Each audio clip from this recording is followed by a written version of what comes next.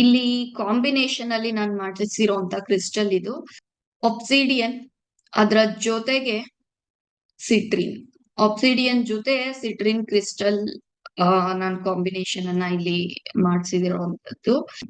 ಈ ಒಂದು crystal Mala benefit ಅನ್ನ ನಾವು ನೋಡೋದಾದ್ರೆ ಮೇನ್ಲಿ ಇದು ನಮಗೆ ಹೆಲ್ಪ್ ಮಾಡುತ್ತೆ ಒಂದು ರೀತಿಯಲ್ಲಿ ನಮ್ಮನ್ನ ಗ್ರೌಂಡ್ ಮಾಡೋದಿಕ್ಕೆ, ಅದರ ಜೊತೆ ನನ್ನ ಗೋಲ್ ಮೇಲೆ ಫೋಕಸ್ಡ್ ಆಗಿ ಇರೋದಿಕ್ಕೆ. ಅಂಡ್ ಒಬ್ಸಿಡಿಯನ್ ನಮ್ಗೆ ಮುಖ್ಯವಾಗಿ ಏನ್ ಮಾಡತ್ತೆ ಅಂದ್ರೆ ಪ್ರೊಟೆಕ್ಷನ್ ಅನ್ನ ಕೂಡ ನಮ್ಗೆ ಕೊಡುತ್ತೆ.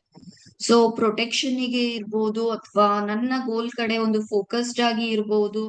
ಬಿಕಾಸ್ ತುಂಬಾ ಸಲ ನಮ್ಗೆ ಭಯಗಳಿರತ್ತೆ. ಆ ಭಯಗಳನ್ನ ಓವರ್ಕಮ್ ಮಾಡೋದು ಹೇಗೆ ಗೊತ್ತಾಗ್ತಿರೋದಿಲ್ಲ. ಬೇರೆ ಬೇರೆ ವೆರೈಟೀಸ್ ಭಯ ನಮ್ಮ ಎಸ್ಪೆಷಲಿ ಗೋಲ್ಗೆ ರಿಲೇಟೆಡ್ ಆಗಿ. ಸೊ ಅಂತ ಟೈಮ್ಗಳಲ್ಲಿ ಈ ಒಂದು ಕ್ರಿಸ್ಟಲ್ ಕಾಂಬಿನೇಷನ್ ನನಗೆ ಹೆಲ್ಪ್ ಮಾಡತ್ತೆ.